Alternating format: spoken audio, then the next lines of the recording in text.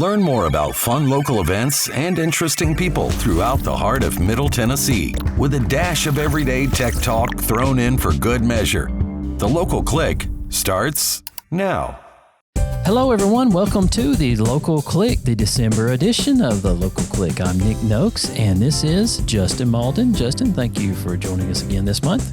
Pleasure to be back again.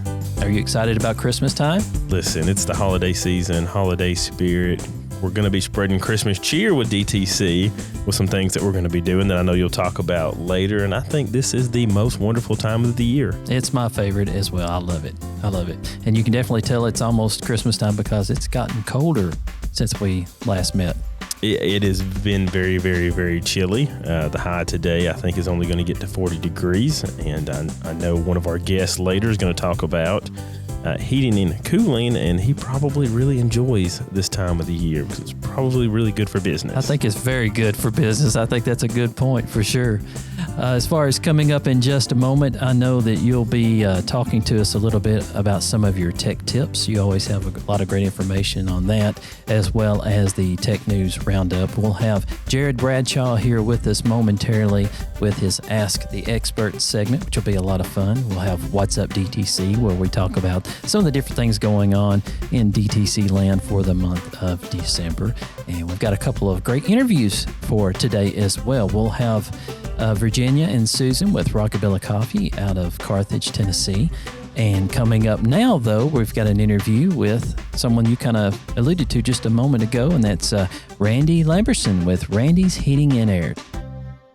Welcome back to the show, and today with me for this segment, I have Randy Lamberson with Randy's Heating and Air. Hello, Randy. How are you today? How are you doing today? I'm great. How are you? Doing great. I appreciate you being with us and coming over to Woodbury. I don't know. You guys probably do a little work here in the area. We do a little bit of work over here. We love the weather outside. It's starting to get cold. It's good for business. That's right. That's right. Now, speaking of business, when did you guys start? What's the history of how you got started in this industry? Actually started out with a pickup truck and a bag of tools. So really, no house to live in. Yes, it's part of life, and it's worked up to evolve to be a lot bigger than I ever imagined. That's awesome. But you take care of the customers and they will take care of you. And that's the secret to running a good business in a way, isn't it? It is. Yep. But your hours sometimes are not guaranteed. You don't know when you're going to be working. Yeah. Sometimes you have to get up and go when you don't expect to. So anybody that works for themselves the way that you do and the way the business started, there's really no time clock to punch out. There is not. There is not. I was getting ready to go to church Sunday morning, and I ended up up in Carthage. You didn't plan it, but that's where you ended up, but that's where we ended up. So how did you get started in this industry as far as, did you go to some kind of technical or trade school? I did. I went to a technical trade school. We grew up on a dairy farm. I'll give you a little history. And there used to be 2 or 3 men. They had a little TV shop there in Watertown. Yeah. And they used to come out all the time. And one of them, I called it, drove an old Scooby-Doo van. And anyway, he had this big diamond. I asked him, I said, how'd you get that? He said, if you ever get a trade under your belt, said you'll never want for anything, but you've got to work to earn that. So I said, well, I'm going to try that. So anyway, when I got out of school, I started technical trade school over in Murfreesboro, Model State Community College. Sure. Then I went to working part-time with Advanced Commercial Refrigeration, a commercial outfit in Murfreesboro. And I would go to school till 12 and then work till 12 or 1 o'clock in the morning, get up and milk cows, be back at school at 7:30. I did that for a year and I couldn't, Wow. Anyway, it all turned out for the best. Yep. All turned out really well. I think hard work is in your DNA, sounds like. It is. It is. We grew up and we graduated out of a milk shed. So, so did you, have you lived in Watertown for a long time? All my life. Yeah. All my life. Yep. So you graduated from Watertown? Well, graduated in 1985. There you go. Watertown High School. There you go. You're a huge supporter of different events throughout the Watertown community, athletics and that sort of thing. We do. We support that. Ball fields, basketball teams, softball, soccer, wrestling. I mean, about all of them. You name it. You name it, we do it. That's awesome. Yeah, but if you support the community, they will support you. That's true. That's true. So how big has the company grown to today? Started out just me, and then my brother came along, and he wanted to say, can we make it? And I said, I think we can make it. And now it's evolved to a lot more than that. We take care of a lot of people, and I work around 15 to 16 people, and then I've got sub crews, and most days we're working anywhere from 15 to 16 to 20 to 25, Wow. anyway, and it's you just go out and take care of the customers, like I say, and they'll take care of you. You've got to be one of the larger employers in Watertown, maybe the largest. I don't know. Not the largest, but I'm up there, Yeah, in the top. that's a lot. There's one or two that's quite a few more, but Watertown's not that big of a city. it's not. But so- we've had a little bit of industry grow up out in the industrial park out there. Yeah. And it's evolved a lot out there. So they've got a few out there that's employing quite a few employees. As far as the brands that you typically sell when you're recommending a unit for someone, if they're in the market, there's certain ones you kind of steer towards most of the time? We do a lot of Ream. Okay. Ream product. We do a lot of American Standard product and some Yorker product. Okay. And we'll go up to about 30 tons. And down, we do a lot of light commercial, small industrial, but 30 tons is about as big as I want That's to a go. big unit. We take care of a lot of churches, so there's any given Sunday, you may be at a church somewhere. So That's true. What kind of services do you provide? I know you do installs for new units. Do you also do repair? we do that sort of we thing? do repairs. I run 4 service trucks every day, and if we need another one to run service, we'll run 5. And if they can't handle it, I'll jump in there and go help them. So it's no problem whatsoever. But we work on a lot of units every day. Most days, it'll vary on service calls. You'll do anywhere from 10 up to 40 a day. Just depends on how the work is, how the Right. weather is. And if you do 40 a day, there's not a lot wrong with the lot that you've seen. You know what That's I'm true. saying? They were So- quicker. But most of the time, you'll end up to 10 to 20 or better, that you do a day. Do you see the workload shifting dramatically with the change in seasons and weather and that Yes. sort of thing? I guess And there's units are put in stress and things as weather There's a lot changes. more repairs right now due to the economy the way it is as well. That's true too. Yeah. There's a lot more, and supply and demand has got the parts to where they're hard to get compared to some are and some are not. Some of them are getting in a timely manner, and some of them are not so timely. Yeah. We waited on some commercial units for some commercial buildings for over 12 months. 11 months. It's just we're having to wait. They've gone back down to 7 months now on some of them. So some of this, I guess, is probably due to the COVID. it is where they have Shake to build them. Yeah. Yeah. So how do you know as a typical house owner, if you're having some issues with your unit, how do you know when it's time to repair versus replace? Is there some tips that you can give us for that? Whenever you get into the repair to versus replacement right there, you got a unit that's got several years of age on it, and it's going to cost a third or better to repair it versus replacement, and the unit's probably 8 years old or 9 years old or better. Gotcha. You have to start looking at that point, where's my dollar going to be the best spent at? Am I going to save enough money by going with a higher SEER? Because there is different SEER ratings on these units.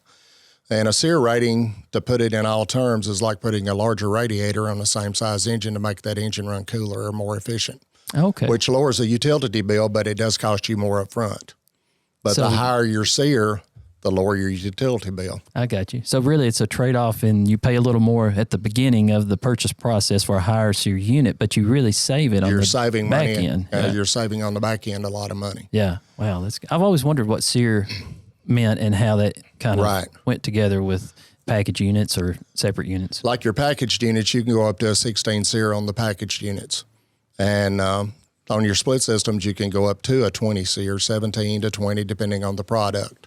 So for those that may not know, what's the difference between a packaged unit The and a split packaged unit system? is a self-contained unit that sits outside. All the unit sits outside. Okay. Split systems actually like cutting that unit in half. You got half of it in the attic. You got your evaporator fan motor, you got your evaporator coil, and your electric heat kit up in there. And you have a copper line set and drain lines coming from point A to point B. Okay. And another thing that a lot of people don't do, and they wait because that unit's working great. There's no sense in paying nobody to come and look at it till they get a water coming through their ceiling, or we got the units off and it's Saturday afternoon at 5 o'clock. And it is good to have a general service done once or twice a year and clean them drains out. Check your coils and everything. Well, they didn't do nothing while they was here, but you might find something very small that saves you thousands. You can catch it early enough You and can it can catch save it you a lot early. of money, right? Yes, sir. Yeah. We open up a lot of units where they have a lot of ants or ladybugs inside the condensers or, around the contactors, Right. coils that, that could pretty much destroy your unit in the right application right there. And that's one of the things I kind of wanted to talk to you a little bit about today, as far as maybe giving our viewers and listeners some tips maintenance-wise on what they need to do to keep their unit running well. Change your filters. Every time you get your light bill is a good way to say it. Change your filter. Okay. Put a new filter in. Because airflow is the proper airflow on the newer product versus the older product. Mm-hmm. If your airflow is not right, it's going to cost you. So you're paying higher in energy costs? Yes, sir. If you don't have a good filter in there? Because a lot of your new ones, all you can buy is your pleated filters in some, like Walmart or places like that. Yeah. And whenever it sucks it in, and you can put a basketball or a soccer ball in between your grill and your filter, that filter is restricted too much and you're not getting enough airflow out of it. Oh, that's a good tip, too. We run into it on a very daily basis right there. Yeah. And it's actually costing you more to operate it. The thinner filter, and this is just an old school term, take Pam cooking oil and spray that thinner filter and catch the dirt. And that's going to do the same thing as your thicker 3M filter. Oh, okay. And what it's actually going to do is save you money because you're actually getting enough airflow back through the system to let that unit operate properly like it's supposed to. Because you get so much air, whatever comes through that grill has to go out your supply grills. I had other people kind of ask me, explain to me how that actually works. So I'll get the filter and actually put it up there, get them to hold their hand over to the grill. Yeah. Then I'll take the filter off, and they actually see the airflow difference between not having it and having it in the grill. That's interesting. And that, give you a better understanding about how it actually operates. What's your thoughts on, I don't want to say it's a controversial topic, but everybody's got their opinion, right? Yes, correct. What's your opinion on electric versus gas when it comes to if you were building a new home, for instance, and you had both available, are there some tips or advice you might give us as far as making that selection? It depends on what you've been used to in the past, what you was raised up with, the hotter heat, or, some people like the hotter heat. Yeah. Gas is going to give you an instant hotter heat. A heat pump, a higher efficiency heat pump, even a low series unit on a new construction house that's insulated properly, you'll be fine with a heat pump. Yeah. I mean, it'll be awesome. So some of that's just what you're used to, what you grew up with. Yes, what you grew up with. But also another thing on your new construction. A lot of people are foaming the whole house or whatnot. And what we're running into a lot of times, they are making the houses so tight and not putting any outside air coming in through the units themselves that they're getting a smell or something coming from the units. Okay. In other words, it needs a little bit of outside air to come in to help that unit out. The house is built so tight it can't breathe. So air quality is a big deal, especially with newer very homes. Big deal. Yeah. Yes, sir. If they're built correctly, it's a big deal. I've got one right now, well, two actually, that I'm working on. That the house, we didn't do the houses, but it's something that we're going back in and trying to help the homeowners with. So if I find myself in that situation where it's, let's say I give you guys a call, my unit, it fits the criteria where it's time to replace, but maybe I don't have all the funds together to purchase that huge. We've got financing plans available through TVA. Okay. And we can go through TVA and do that. We've also got Wells Fargo, which is another means of financing. That's good. Give you 5 years, same as cash. Yep. TVA will put you up on a 10-year note. It's at 8% interest right now. But and both of them are good plans to give you a means of payment, Right. That way you don't have to come up with it all out of pocket. So. Yeah. Well, that's good to know because sometimes you don't expect that. Sometimes they happen quickly. You don't have anything out of pocket at that point. So, right. At either way right there. What's your main service areas that you kind of do business in? Just wherever. I try to keep it within 45 minutes to an hour, Okay. We do a lot of work in Carthage. We do a lot of work in Smithville. We got quite a few jobs in Sparta. Back in Lebanon, we live in Lebanon pretty much every day. Some Algiet, just the surrounding counties right here. Hartsville, we do a little over that way too. Pleasant Shade, Defeated, Little Salt Lick. A little bit everywhere, really. A little bit of everywhere, yes, sir. Yeah. A little bit of everywhere. Have you noticed a big change in technology with all of these new thermostats and connected devices and all that, smart homes and stuff like that? Yes, there is a lot of stuff out there, a lot of different thermostats. We do a lot of thermostats where they're actually connected to your phone, your iPhone, and you can operate them from wherever you're at. I think that's really You can set the temperatures. You can have them come on and off at any given time. A lot of our commercial facilities, we use a lot of Honeywell, where they actually can operate them off their phones, or they got them coming on 3 hours before service or 4 hours before service. or if they're, say they were having a funeral, they can set at work and actually turn the thermostat on without them even being at the place. So We've come a long way. yeah, we've come a long ways. We've come a long ways. I think of those really old-timey thermostats that, we saw as kids that, Yes. that would not die. So they've probably been on the wall for 30 years. There's a lot of them that's still there, too. Oh, I bet there is probably. There's probably a lot of old units might be sticking around, too, that, We run into a few. Yeah. We've run into quite a few that's 30-year-old or so. Wow. So That's great. Do you have to, is it a different set of knowledge that you have to be able to operate on such a wide variety of units? But I'm sure the technology inside those has changed a lot over the years. You pretty much, it's going to computers. Everything is pretty much computers now compared to what it used to be. Yeah. And the Freon is another whole story. We was at R22 at 410A, and now we're going to 2 or 3 other blends in 2025. Mm-hmm. So it's going to get very interesting as we go along. I bet that can also change your decision on whether or not you can repair or replace based on the cost of some of these different refrigerants or availabilities of them. The refrigerants has got quite a bit more expensive. Yeah. Used to, we would keep a lot, and now whenever you start buying that much, it's like buying a new car or new house. You know what I mean? When you buy so much. It's an investment, right? It's a very big investment. Pressures on all the Freons has changed, to a higher pressures. Mm-hmm. And you've got to know what you're doing when you're working on them, because if you don't, you could get hurt very badly. Yeah, that's a good point, too.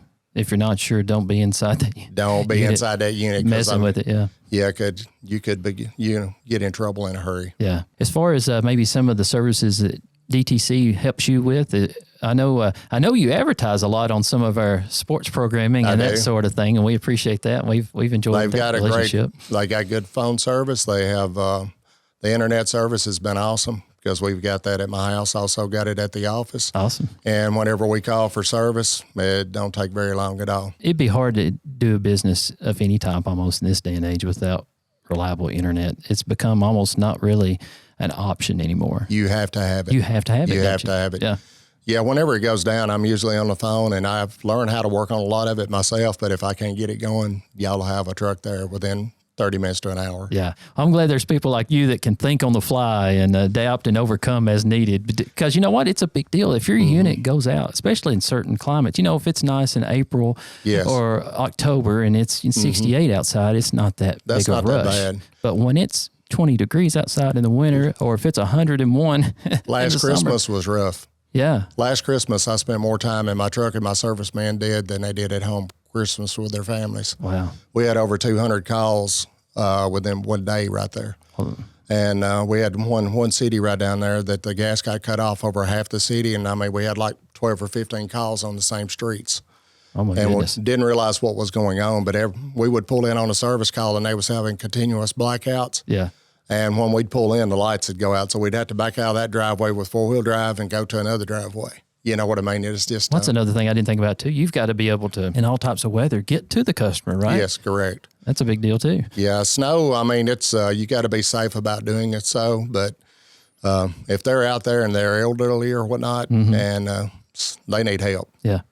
Well, I'm thankful that you guys are there. And it's more than just a service of convenience. It's a service of safety. It is. To have the proper climate in your home, especially, if you're a younger person, you can put up with a little heat in your house for a few hours while you're waiting or whatever. Right. But if you have a medical condition, or if you're an older person or something like that, you have to have it real quick. It's not an option, is it? It's not an option at all. Yeah. No. Well, I'm glad there's smart people like you out there, Randy, that are doing this sort of thing. I don't know about the smart, but we can make it work. Hey, you're doing something right. So, hey, I appreciate you being on our show today, and we wish you all the best of luck in your business. And we appreciate y'all for what y'all do for us. So. Well, thank you. Well, the feeling is mutual. So, and keep doing what you're doing. You're obviously doing something right. So it's all working anyway. There you go. Thanks, Randy. All right, thank you.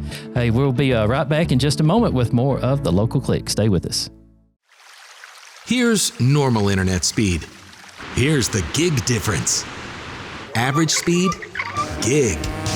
Not enough speed, gig speed. With gig internet from DTC, everything's different. Video streaming is a breeze. Music and photos fly. And gaming gets real. With no data limits. That's the gig difference. Call or visit DTC online and get your gig today. Welcome back to the Local Click for December, and I'm here with Justin, and Justin's going to help us out with something he does each and every month that we like to call Justin's Tech Tips. So, Justin, take it away. Well, you know, I always like to start with questions, and so the thing I've got to ask you, when we were setting up to record the podcast today, we booted everything up, everything worked just perfect, didn't it? Sure. We had a little bit of a technology issue with the setup as we were recording today. And you know what? Sometimes that's going to happen. But when we were trying to resolve it, number one in troubleshooting 101 is what? What do you always do first? Honestly, the number one thing I do is reboot. Reboot your device. And so that's what we did. We rebooted the device. It booted back up, and it was functioning properly after we rebooted it. And so that's going to be the tech tip today. It's going to be reboot your devices. You may not think too much about it. You may think, oh, my device can run all the time. And most people think about it. When was the last time you restarted your cell phone? When did you power it off and just power it back on? Computers, we do a little bit more, but for the most part, a lot of people, if you got a desktop, you probably don't reboot that thing very much at all. And there's several benefits to rebooting. First and foremost is troubleshooting, right? That's probably the most oftentimes that people decide that I've got something going on. I'm stuck on this frozen screen. This app isn't working. This program stopped working. It's not responding. Maybe I'm having a connectivity issue with my Wi-Fi, whatever it is. And so, number one, go ahead and reboot that thing. And oftentimes that will resolve it. But there's some other things too that help out performance-wise.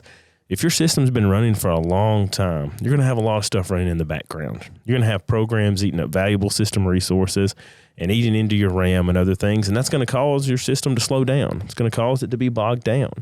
And by rebooting, it's going to refresh that. It's going to renew it. It's going to close those old programs down. Maybe you may have something running in the background that's been running there for a week that you didn't know about.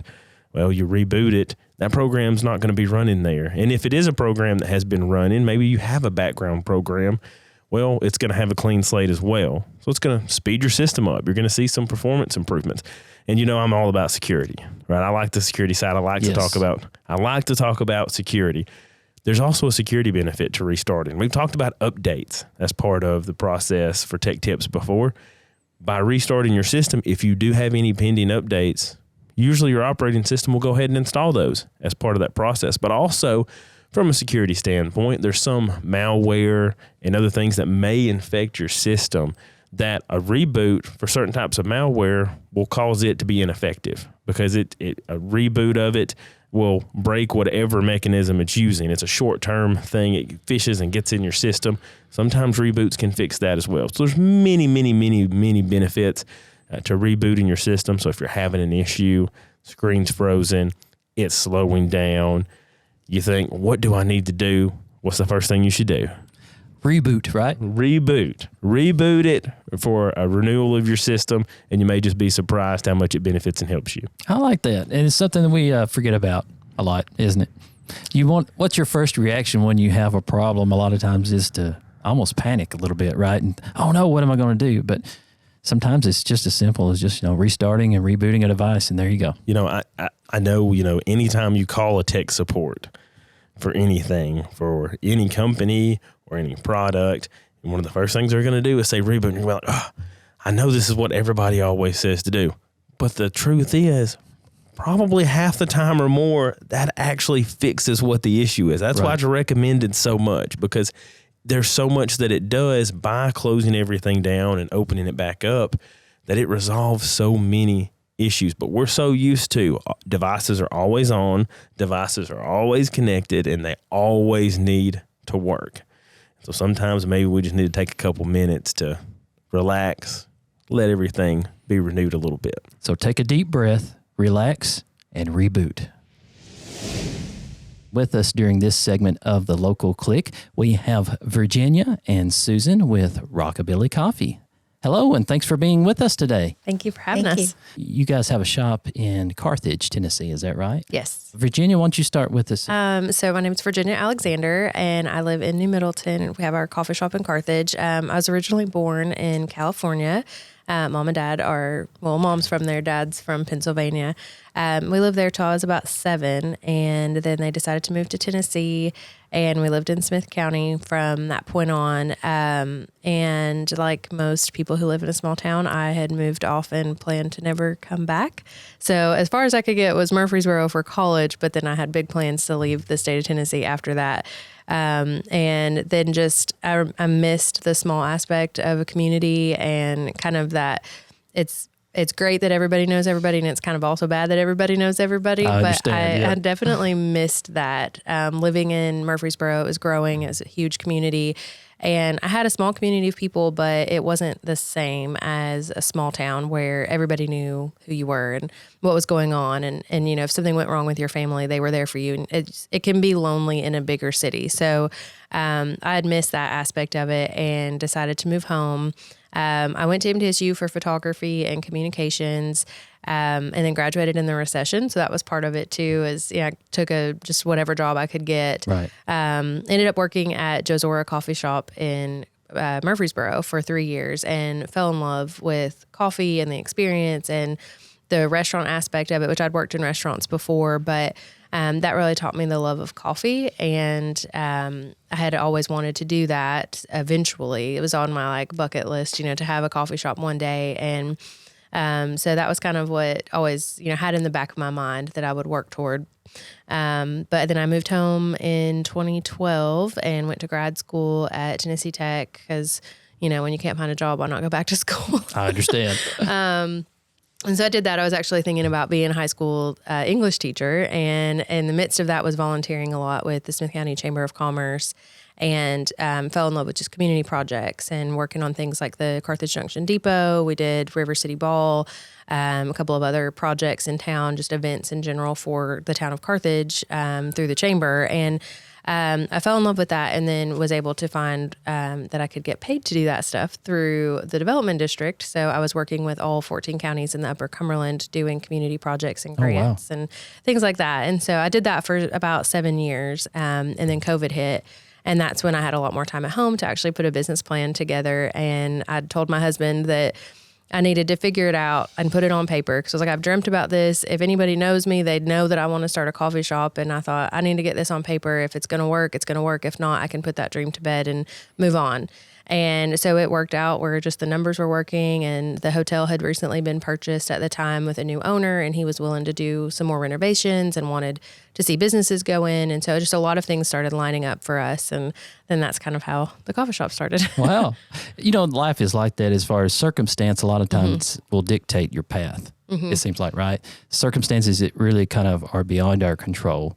Oh, yes, but absolutely. At the end of the day, you look back and you go, I'm so glad things worked out the way they did, because I really like where I am. Oh, yeah. There were so many times that I was like, why didn't this happen? Or I would look for a new job or look for a promotion, and it was like, things are not working out. I don't understand why that person's moving forward in this and I'm not. And, right. It was all to place me where I needed to be. And, because if I had taken a job with the state of Tennessee, I wouldn't be doing this right now. And this is what I've wanted to do my whole life. So it's kind of cool how all that lines up. And just push the timeline further a little faster than you had planned on. Yeah, absolutely. But still, it actually worked out really great. Yes, so, yeah. Well, that's awesome. I always like to see when people get to live their dreams out and get to do them quicker than they originally, planned on. So. Oh, yeah, absolutely.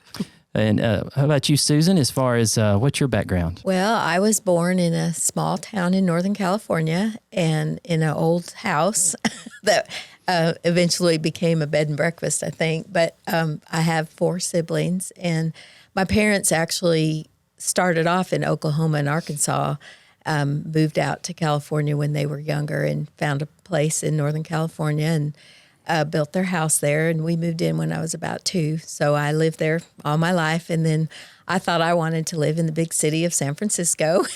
I got a job there and got down there and did not like it. Because coming from that small of a town into being thrown into a huge city like that was just kind of scary for me. So I didn't last long there. But and I met my husband there. He was in the Navy.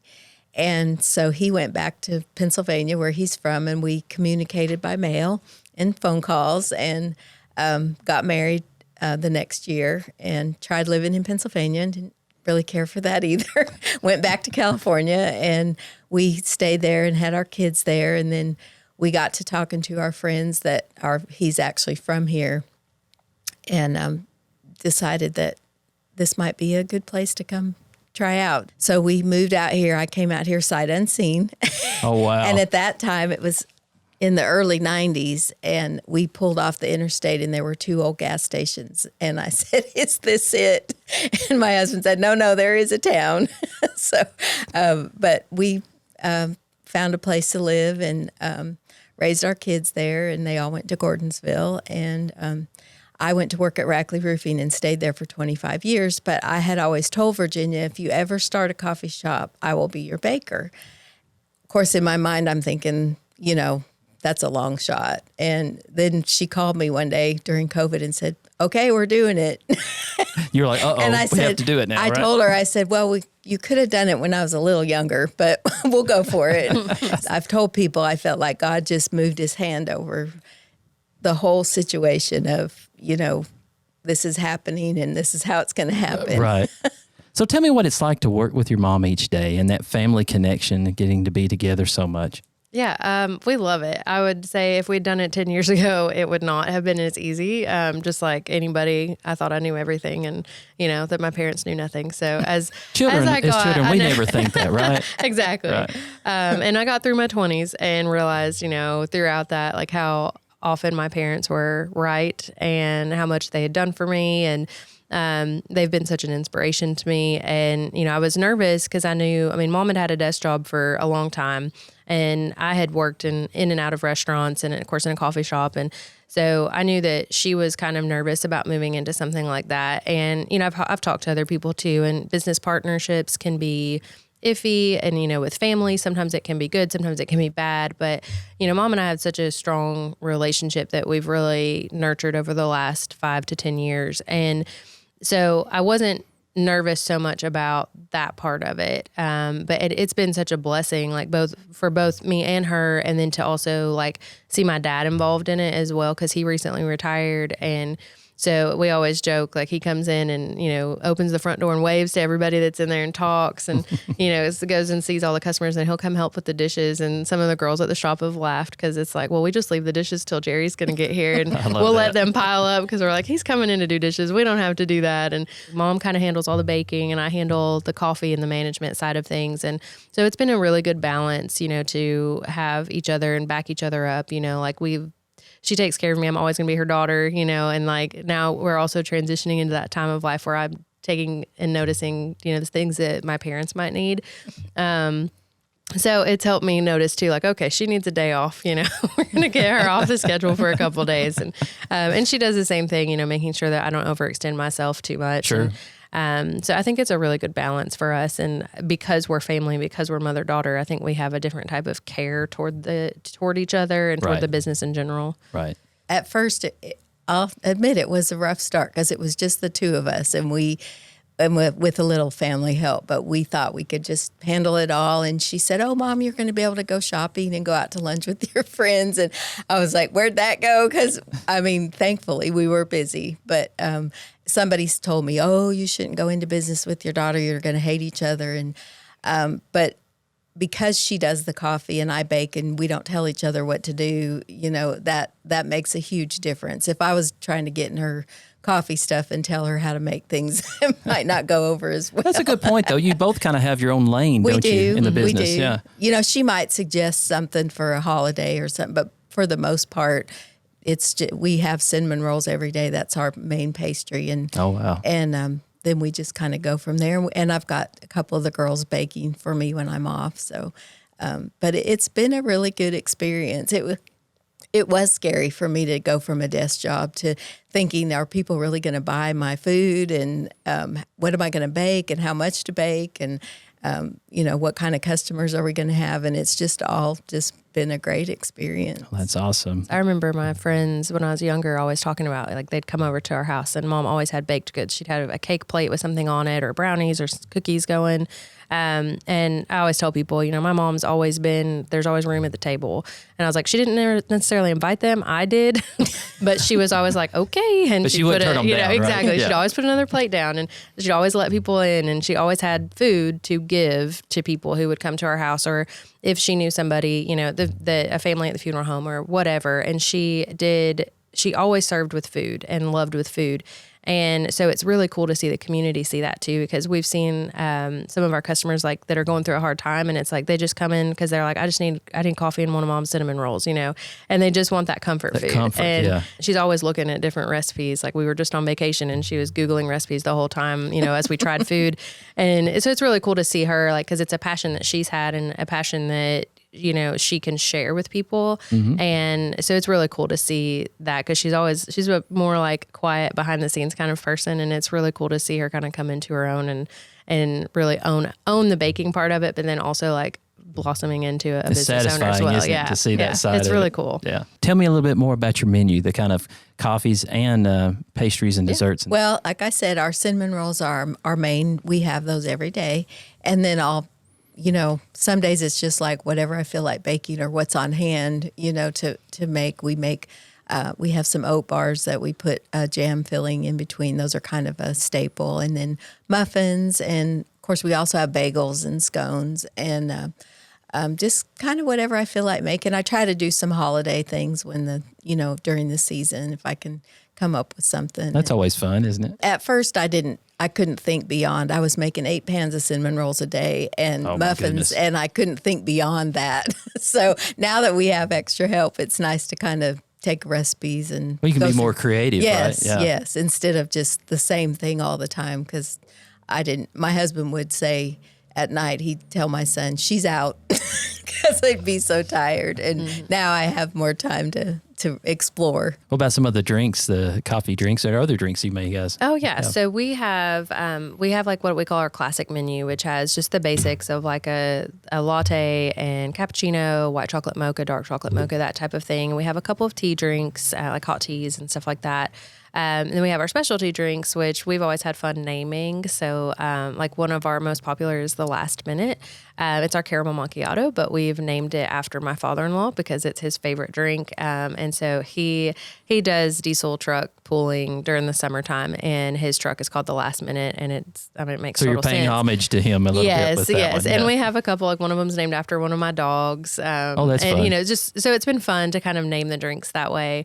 And then we have, like I said, our classic stuff. And then every season we add different flavors. So some advice that was given to me when we started was to keep things simple. Don't have, peppermint all year long. Don't have pumpkin spice all year long. Give people options during the seasons, but don't overwhelm yourself with 30 different flavors at all times.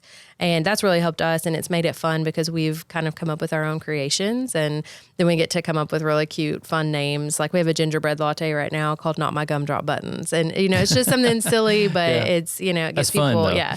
And people want to work through the different menu items and stuff every season that we have that. And we use our roaster for our coffee beans is out of Franklin and Nashville. They're called Honest Coffee. And we established a really great relationship with them in the beginning because we knew we wanted a small roaster. I didn't want to just buy bulk coffee from anybody. And I found them and we set up a tasting. And they were actually the only ones that got back to us. And at that point, it didn't matter anyways because we fell in love with them the minute we sat down with them. We went down on a really rainy Sunday to the old factory in Franklin where their original roasting facility was. And they did a whole cupping with us, which is kind of like a wine tasting. And they grind all the beans for you. And you go through different stages of smelling the beans and tasting the beans. And then they just they went through how they do it and then the different blends. And then what really spoke to us was they have really close relationships with their farmers in South America. And Papua New Guinea is one of the roasters or the farms that we work with. And they have great relationships with them. They're small, they're ethical. And that matters a lot to us. And, then they look at their coffee as a craft, and it's not just here's your beans, and let's just, move through this and have a million customers. They really take pride in what they're doing. Mm-hmm. And, anytime they've had a change in a farmer or change in, something going on, they've been so great to, call us and just be like, hey, we've got to switch this up. Is this going to be okay? And they've been so open with us about everything that they're doing, and that makes us feel really good about the coffee that we're selling. And it's really, really good coffee too. So. That's awesome. Well, that's one of the questions I wanted to ask today because, you know, as a society, Americans drink a ton of coffee. They really do in general. But what's the difference between a good cup of coffee that you might just have, you know, from the store in the morning and a great cup of coffee? Does it start there at the beans or what is yes, I think so. I think the farming practices are really important, which I mean, everything's better when you know you're, you know, contributing to good. Which I think is, you know, it helps when we know, like we might be spending a little bit more on a cup of coffee at our coffee shop versus at, you know, a diner or something. But we know that the coffee came from a good source. And then we also have, you know, we fresh grind every day. So like they send us the beans that are freshly roasted, like within, you know, a week of us getting the shipment, we will use most of that coffee. And so it's super fresh. And also we fresh grind. So we have like, as we do our lattes, we do a double shot for every drink. It's freshly ground. And when we do a fresh pot of coffee, it's freshly ground coffee. And that really makes a difference. And we do have a water filtration system, which does help as far as the flavor goes. It's just going to, you know, make it keeps the taste out from like, I don't know, water pollution and that type of thing. And it just makes the coffee smoother. But that's something I wouldn't think about. You don't think about the quality of the water that goes into a cup of coffee, but I'm sure that's a really big deal. Probably. Oh yeah. And the temperature is a big deal. Yeah. You know, we're right under boiling for most of our, for our hot coffee. And then also for the espresso machine, it stays around 200 degrees. And that's the scientific part of it. But I think, you know, as far as making a good coffee versus a great coffee is, I think the people behind it and the experience. And that was what working at Joe's Ora's in Murfreesboro taught me was, you know, I remember my boss telling me like, well, you look out in the dining room and you see there's men and they drink their coffee with their arm up and it's business. And, you know, they're just drinking their coffee and they're on with their day. And she's like, and you look out there and you see most women and they're like cuddled up with their coffee and they're talking to their friend and they're journaling and it's an experience for them. And which has been cool too, seeing the very diverse group of customers that we do have, but the experience behind it and they're excited about who's making their coffee. They know us by name. We know them by name. And then, you know, it's a good cup of coffee, but it just like, I don't know, there's the experience of it, you know, behind it. And I think that's what makes it a great cup of coffee is like that environment and the experience of getting it with your friends or just, you know. It's more than just a cup of coffee. It's almost like a relationship. And I bet you have a lot of the same people that come in as customers on a routine basis, right? You get to know them, get to know their names, their families. And we blended our own coffee. We set up our own blend, and which was kind of scary in a way because it's like you are going to choose what you like. And, you know, it was neat to watch people take a drink and say, boy, this is a good cup of coffee.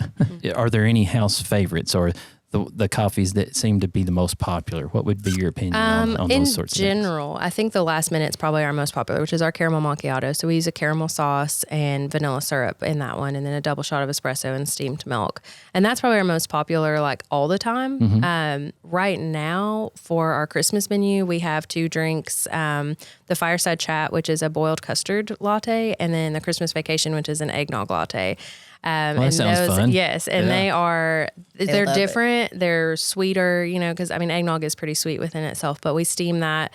And then with the Fireside Chat, it's really cool because it's kind of like a creme brulee flavor to it. And we've added butterscotch and then we actually torch the top of it with the sugar. Yeah. So it's got that little like sugar crust. You get to see that while it's being made and everything. Wow, that's great too. That's fun. Yeah. So those would probably be our 2 most popular right now with the Christmas menu. But I mean, peppermint, everybody's obsessed with as well. So can't go wrong there, right? Yeah. What about some of the pastries? I know you mentioned the cinnamon rolls. That's probably the staple. They do like those. And then, but if she posts, you know, hey, Mom made muffins today.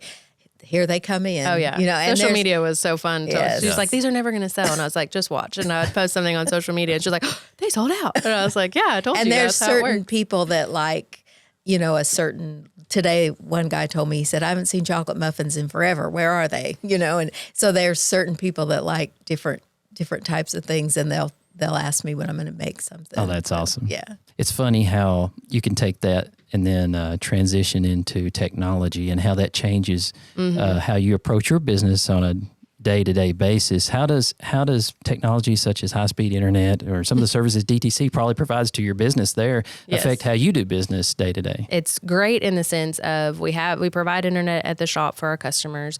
it makes everything super seamless. We have online ordering. Our point of sale system, like I said, is set up through Square, but it's connected to our Wi-Fi, and our receipt paper prints out just connected to the register as well. So the orders come out very easily for us to move through things. So it's a very, very cool way in doing it, especially when you think back to, I've kind of worked in restaurants for a long time. So I've known like when it was all handwritten and you just typed in dollar amounts, and not even that, you would just tally up the paper and there was not even a credit card machine. Like I remember the credit card machines coming out when I was working at Timberloft. We don't have to tell our age, right? Yeah, exactly.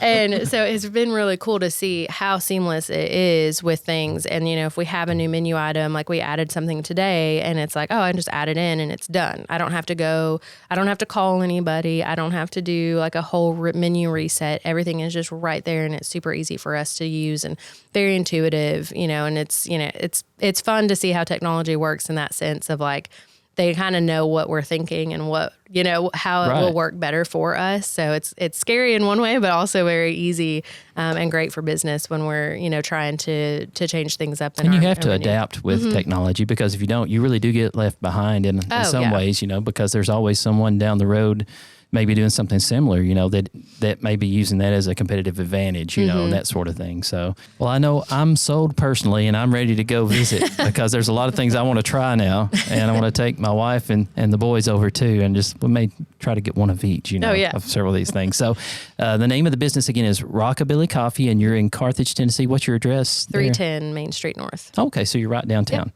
Okay. And what are your hours?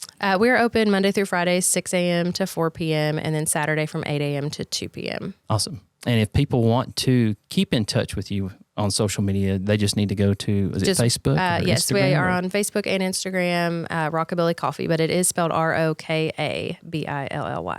Well, Virginia and Susan, thank you so much for being with us today. I've really enjoyed it, and I'm looking forward to coming to visit. So don't be surprised when I walk through the door here in a few days, and go ahead and warm up the cinnamon rolls for me. So I'm sure I'll be ready. But thank you guys for being with us here in Woodbury, and we'll see you again soon, hopefully. Hey, thank you for having us. Hey, no problem. That's going to do it for this segment of The Local Click. Stay tuned. We've got more coming up in just a moment. You know that DTC provides great products and services to your home, and you can get the same great value for your business with DTC Business Solutions. Whether you're making sales over the phone or online to customers around the world, we deliver the reliable business solutions you need at a competitive price. And we do it all with uncompromising service. Let's talk about what matters to your business. Call DTC Business Solutions today.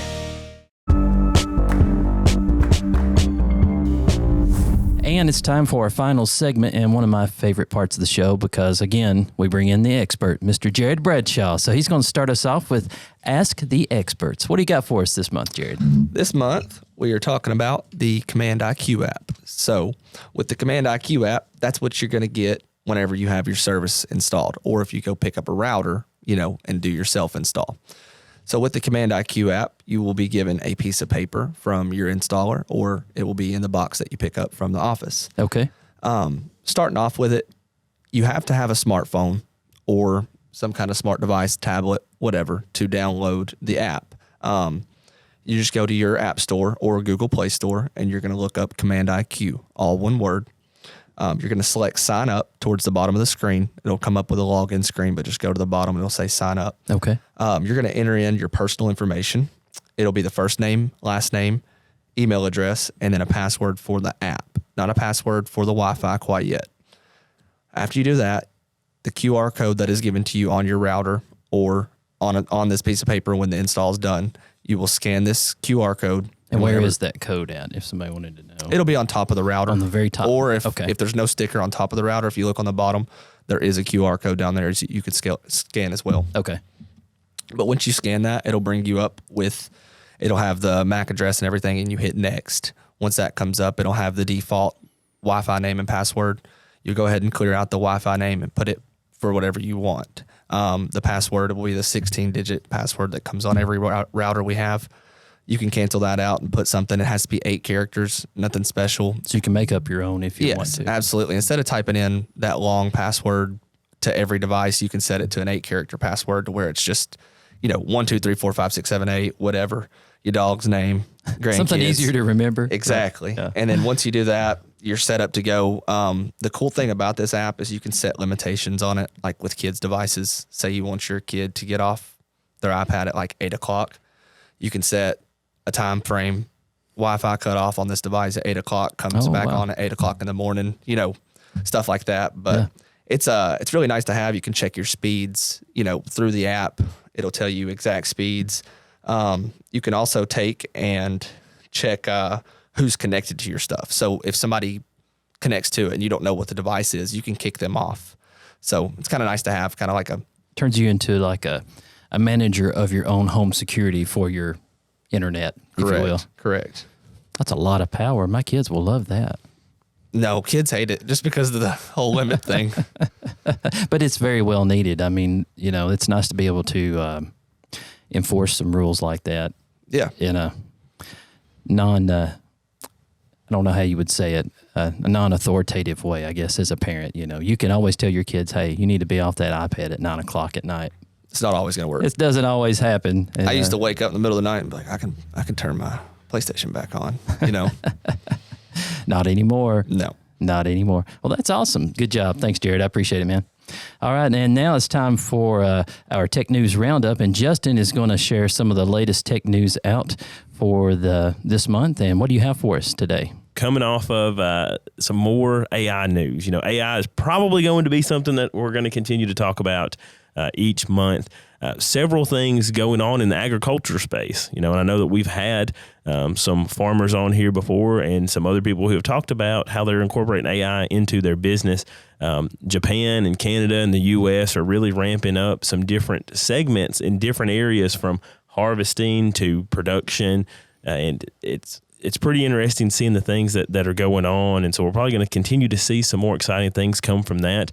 But in the AI space too, there was almost a shakeup in the AI space recently. And so OpenAI, who is probably the leader in AI technology right now across the world, that's who has ChatGPT and who owns that, and who are the ones who are the programmers behind that.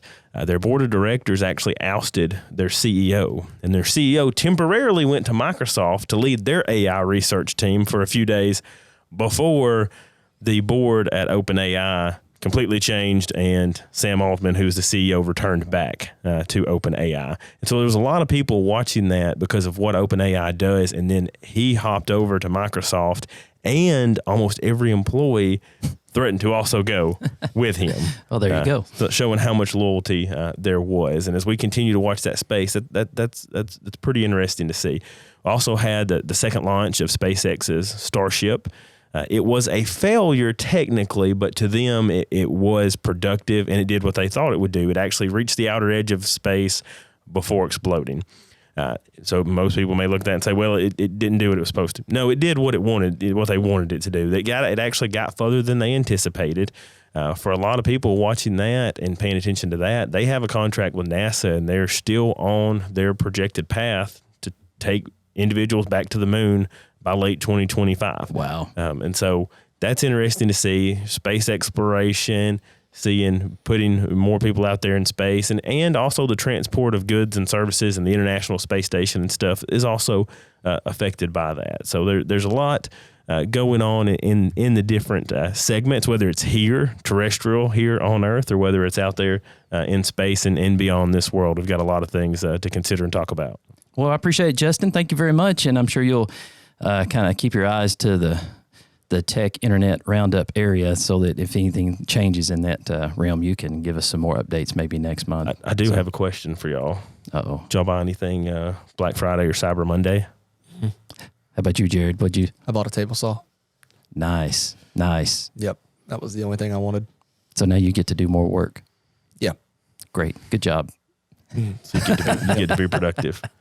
That is a good thing. The reason I asked that is Cyber Monday, the numbers are already rolling in. Over $12 billion was spent just on Cyber Monday through e-commerce. So people from the luxury of their homes, using their technology, using their internet, without going anywhere, spent over $12 billion in the U.S. That's nuts. An all-time high. It's hard to even imagine that kind of money. And now we're going to get into the next part of the show, is which is called What's Up DTC. And What's Up DTC is where we kind of talk about some of the places that we're going to be and some of the things going on. And we're going to start that off with some of the DTC3 broadcast schedule of events that are going on. High school basketball season is in full force, and you can catch a lot of that kind of content on DTC3 throughout the basketball season. So make sure you tune in to Channel 3 or 303 on your DTC TV service, and you can get the complete schedule of the games that will be recording for later broadcast at DTC3.tv. And also, as far as broadcast coming up on Channel 3, the local area Christmas parades will be happening throughout the month. And there'll be 7 different ones of those that we'll have for you. So make sure you also check our website for information on when those will be airing, or you can follow us on social media as well. So the DTC Christmas elves will be reappearing this year. I don't know if you guys are familiar with Jingle and Jangle. Jared, are you familiar with Jingle and Jangle? I am. Okay. Are you excited they'll be back? I guess. Of course you are. Of course you are. That's what he meant to say. He's very excited. He can barely contain it. So, but anyway, they'll both be back visiting local schools very soon. And you'll want to basically kind of keep in touch with us through social media, especially Facebook. I think would probably be the best place to see where Jingle and Jangle will be appearing throughout a lot of the schools in our service area. And that'll be coming up here throughout the month of December. So you want to check for that. Then as far as some of the holiday closures for our offices, I do want to kind of share some of that information. If you want to stop by and pay your bill or do some business with DTC, there are a few days we won't be open because of the holidays. That will be, of course, on Christmas, December the 25th, and that next Tuesday on the 26th, and on New Year's Day, which is on Monday, January the 1st. So we will be closed on those days. And we're getting ready to call this show a wrap. But before we do, I have a little special thing that I wanted to do for Christmas. I have here what I like to call Russell Stover Note. Russell Stover Note. And what this is $1 billion in Santa cash. And it's actually chocolate. And it's better than cash because it's chocolate, right? So what I'm going to do when the show is over is I'm going to split this in half. Justin, you get $500 million in chocolate cash. Yes. And Jared, you will also get $500 million. Can I have his in too? Chocolate cash. Can I have yours too? You'll have to negotiate with him. Christmas spirit. I don't know. He was eyeing that with a lot of excitement. I don't think he's going to give his away. So. But anyway, you guys don't fight for it. If you do, do it out in the parking lot when the show's over, okay? But anyway, Merry Christmas to you both, and I hope you and your families have a wonderful holiday season. And I hope Santa's really good to you, and maybe even bring you some technology gifts and goodies. Well, I hope everybody that's here has a Merry Christmas. I hope all of our listeners have a Merry Christmas and a Happy New Year, too. That'll all be here before we know it. That's right. Time flies when you're having fun, right? That's right. Thank you guys for, having me on the show again, and I hope y'all have a Merry Christmas. Thank you. I appreciate it very much. So we'll call this one a wrap for this month, and join us in January. I'm sure we'll have lots of great information, technology, news roundup, and we'll have local guests and lots more. We always have a good time. You never know what we'll be doing. I doubt we'll have any Santa cash because it's kind of a Christmas kind of thing, but I'll see if I can come up with something. It probably won't be donuts because I think there was a little contention there with you sharing some of the donuts last time. So I shared some. I've talked to some of the other employees who weren't real happy with your sharing abilities when it comes to those donuts. I shared with my wife and myself and my son and then yourself again. Yep. But anyway, we'll come up with something for January. I don't know. We'll do something fun. So anyway, thanks for all of our viewers and our listeners, and we hope that you'll join us again next month for The Local Click.